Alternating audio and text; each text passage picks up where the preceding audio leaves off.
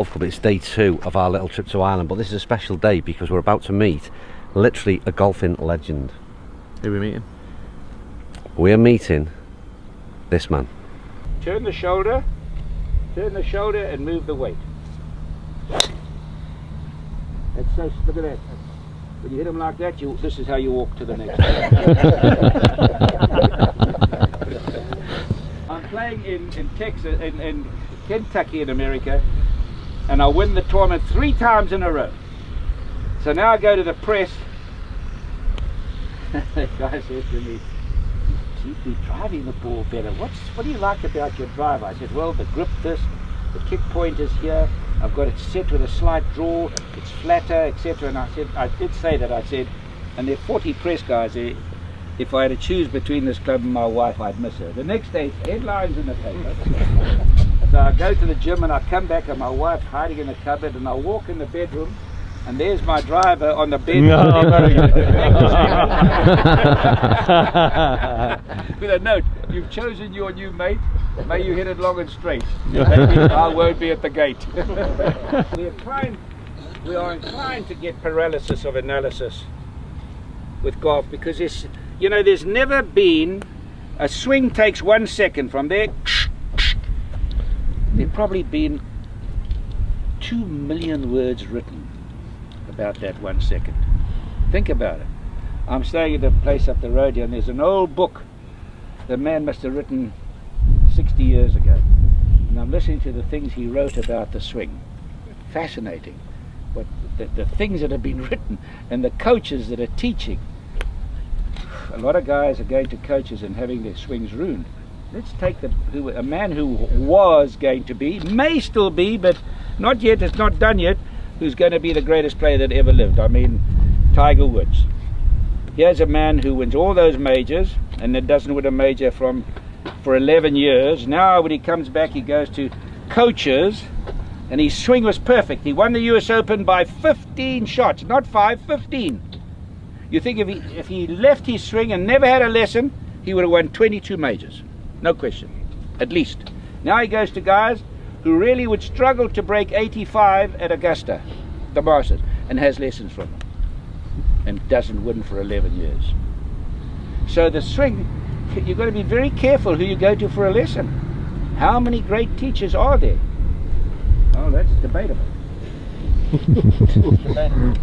I mean, here was a guy that was just so good. He was so good. Why on earth would he be going and having a lesson? Probably because the human being always wants to be a little better. But if I'm going to go and ask for a business arrangement, I'm going to go to a man who's a top businessman. I'm not going to a caddy. And so you've got to be very careful who you have a lesson with. My point is, when you exercise a certain muscle, how you make that muscle strong. And this is what guys are doing with golf now. They're exercising the muscles to make them strong and still have speed. You don't want to be doing too many, I don't think, but maybe I don't know what I'm talking about, but you don't want to do too many bench presses where you get too big here. You want to keep this as kind of flat, but you want to build strong arms, and here, that's where you've got to be strong, because you hit the ball with this. This is your power base there, see? Right there. You go back. Now from there, your weight you see how the weight's going forward? Just watch how the weight moves forward as I hit this ball. Look how I'm standing. Look how I'm standing with all my weight on my left side and on my right toe. You've got to be on the toe to make the dough. If you finish flat, you're in on the mat. Vividly remember, I didn't want to hang back. Every shot I was hitting is doing like this. Driver, everything, move forward. Now this is a 6-iron.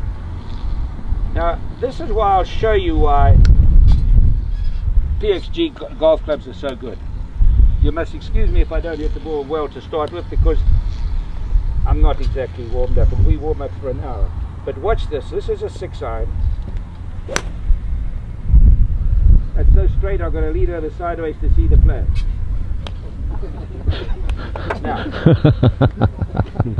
Now you want to hit a high shot.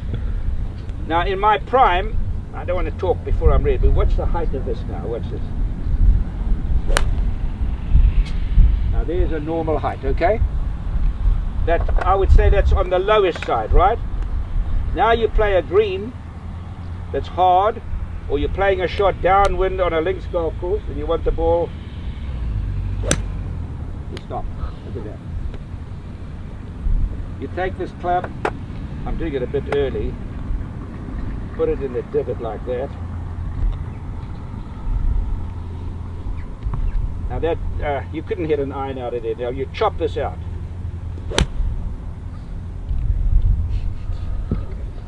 Really, they're amazing. You want to hit the ball when the flag's on the left side of the green. Too much.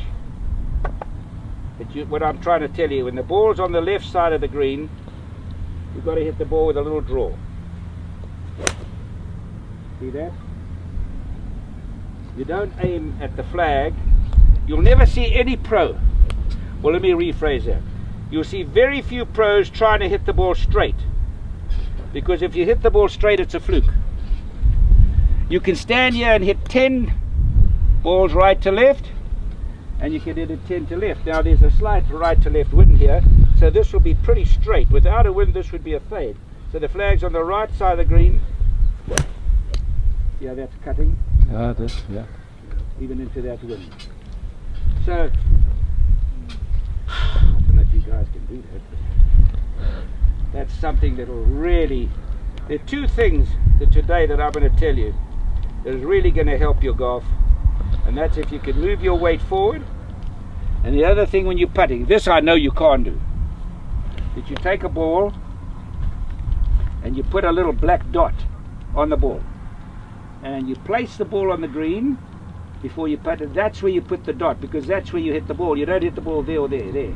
And when you putt, you see your putter hit that black dot and then look up. You watch Tiger Woods on a 5-foot putt like this. He just moves his eyes a little bit like that. But all of you guys, every one of you, go. And when you do that, look what happens to the putter. Watch. When I move my head, look what happens to the putter. You're gone. I never ever see a putt in a tournament of 5 foot go in the hole. I just listen. It's so hard to do. It's unbelievable because you're so anxious. One year I had a 6-footer to win the Masters, and I hit it like that. Didn't even look, and I could hear it go in. That's such a relief, and it gives you good timing. You see, if you move your head, you hit early. You hit over from. You start hitting from there. But if you watch that ball, you accelerate at the right time.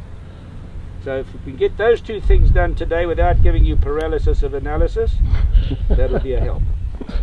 Okay, now this time I'm going to get a little more clubhead speed. I'm going to move my weight. You see how much more clubhead speed there was there? There I moved my weight hard.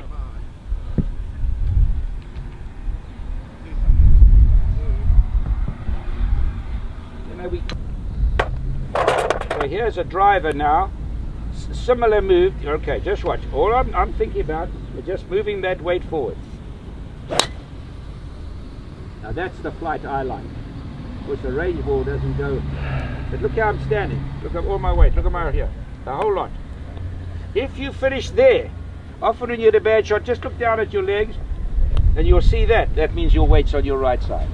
You've got to be entirely on your right toe. Okay, if you want some proper balls for the driver. Yeah, let me have a decent ball. Okay. Just give me. Watch how all that weight. Now we'll talk a little bit about the backswing in a minute, but I'm going to get my weight across here. There. That's better. One thing about this PXG driver, I've never had a driver where the ball rolls so much when it hits the ground, and that's what we want. And look at the technology. Just look at the technology of this club. Lawrence here can take this club with this little screw here, with all these screws here, and he can make me hit a fade every single time just by doing that. Or he can adjust the loft higher or lower. It's actually, I never thought I'd ever live to see this. Ben Hogan, who was the best player I ever saw, in 1969 he said to me, walking up the 18th hole, There was a man who said very few words, very few. In fact, if I'm going to digress for a minute. The first US Open when I played with him, I played it, not won, finished second. I walked on that tee, I said, "Morning, Mr. Hogan." "Morning, fella." The next day he said, after 36 holes played, "Well played, son." He said 5 words in 36 holes. Somebody said, "Why was he so talkative?" But he said, one day we'll be playing with different shafts, different metals. Balls will go further. And I went into lunch and I said to this guy, this friend of mine, I said, "I've never heard such rubbish being spoken this morning."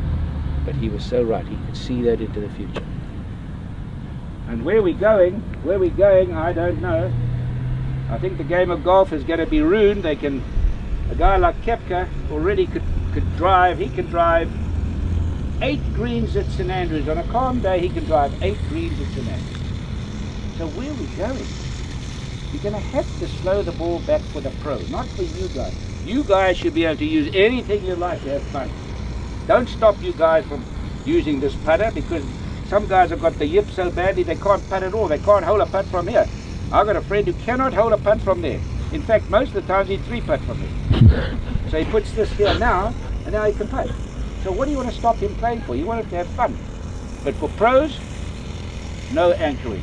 No anchoring. The one thing you've got to do is avoid paralysis of analysis. Don't chop and change your swing. Just 2 things. And over the 70 years I worked out, what are the 2 things that you got to do? And you hear all kinds of things, but if you turn that left shoulder, there, you get a nice turn. You move that weight forward, the club comes back on the inside. You never want the club to come outside. Everything in golf outside. This is the danger of golf. Everything outside there is the cancer of golf. So when you hear everything must happen this side, so you go back, you turn your shoulder, look how the club didn't go out, didn't go there, it didn't go there. Watch when I turn my shoulder away. See that? Came on the inside. Now, there, now watch what happens. You move your weight forward, look where the club's dropping to. Watch. Go back, watch that. Drops to the inside. You get this kind of swing there, which 50% of golfers do. They all hit, once you go on the outside, you've had it. So that's why you turn the left shoulder, you're on the inside, you move that forward, your club drops to the inside. And then you you get a feeling. Now I'm getting complicated, which I didn't want to do. I'm giving you paralysis of analysis. Now from there you move forward, your clubs drop to the inside, so you feel as though you're hitting the inside of the ball. When you get there and you do that, you're hitting the outside of the ball. That's when you hook and slice both times. So the thing is this, you've got to have the things that win golf tournaments is a great mind and a great short game. These pros this week will maybe hit 9 drivers around, but they'll have 30 putts around. So it's 3 times as important to putt well as to drive well. And people, I watched Tiger Woods play a tournament in Hawaii, hit 1 fairway, shot 63. Phil Mickelson hardly ever hits a fairway. And yet Tiger Woods and Phil Mickelson were the 2 worst drivers of superstars that I saw in my life, according to the stats. But they were 1 and 2 because their short game is so great. But I was a young guy. If you want to improve your handicap, don't stand here and hit drives. Stand here and hit short game. You see, you've got to be able to practice. You've got to be able to practice to train your hands to be smart. Now, hitting this little chip here, you see how low that went? Now, at the same time, the next time, you try and hit a high one, you see? Stand here, hit a high one. So what you've done now, your hands have done the complete opposite. And that's what you've got to do, is you've got to train yourself. There's a method in how you practice. And it's like when I'm practicing at a tournament, I don't stand there and hit to that 100-yard marker with a driver. I'll hit out there, because then I'm practicing lining up. Then I'll go to extreme left, the 125, because you're practicing your lineup as well, not just hitting a ball. So you've got to vary it. Now, sometimes you're on the edge of the green, you hit this little shot here. See that? When you've got rough here, and you've got rough, you've got a tough lie, just hit it in the gut with this, just like a putter. You don't hit any harder. So all these little shots that are stroke savers. But the one thing about this shot, hitting a high shot, you got everybody. Don't hit it high unless you have to. You hit it high, it makes you cry. You hit it low, it makes the dough. Whenever you have a choice, hit it on the ground. Take a putter, hit it on the ground. Don't hit it high unless you have to. But when you're hitting it high, watch the little bit of acceleration there. It's a little high shot, but you see the acceleration in the divot. Everybody goes. Sure. What do you think of that, mate? Tell you what, mate, my arms, I can't. So this is Gary Player's practice club in terms of generating what? Club head speed? It's like his warm-up kind of training aid, isn't it? You wouldn't believe, what do you reckon's in that 15 kilo? Oh, 15 to 20. Yeah. We both had a go, haven't we? Oh, seriously, I can't even. He's 84, and there's some lads here who can barely pick it up. And he's just warming up with it. I don't know whether I can make him. That is so heavy, I can't believe that. That's incredible, isn't it? So good. What a fella, to be fair. I can't believe it, 84, mate, and he's like, he'd run rings around me. Yeah. How much energy's he got? He could do this all day as well, couldn't he? That is unreal. The weight in that's incredible. Old Callaway steel, X14 iron head on it. Hey, thanks. I went to the R&A one year, and I said to Brigadier Brickman, oh, this is 1955 or something. And I got in a bunker in a big heel mark. And I went and I said, Brigadier, I said, I love the open so much. You know, in America they've got rakes now. You can rake the bunkers. I said, I'd love to buy the R&A 18 rakes. He says, get out of my office, you little insolent bastard. So, all right, when you're in a sand, this sand is thick. So obviously that's stopping your club from moving with any speed. So the one thing you've got to have, when I practice sometimes and I look at that hole, I say the one thing I don't want to be is, I don't want to be short. I want to get the ball past the hole, because the big thing is to accelerate. You've got to stand wide as you can. Now, watch how this club accelerates. There. See, past the hole. Now, when you've done that a lot of times, you change your strategy. And you practice one decelerating to really feel how terrible it feels. No, really, because that's the typical shot of a weekend golfer. Always short. So the thing you've got to do, there's several things to help you to get that club, the ball to the hole. Stand wide. You don't want to have your legs doing like that's the spaghetti swing. You stand wide and you don't take your club back the same way as another club. You set your wrists as quick as you can. Watch my wrists on the backswing. Set it. Can you see me setting it? Can you see the club setting? Watch the club. There. What? Set it immediately. Set it. There.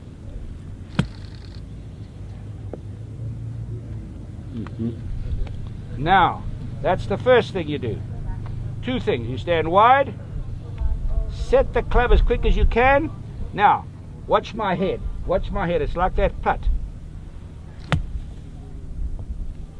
You've got to see that club strike the sand. And that business about, they used to say you hit 2 inches behind the ball, that's baloney. You've got to hit 1 inch behind the ball.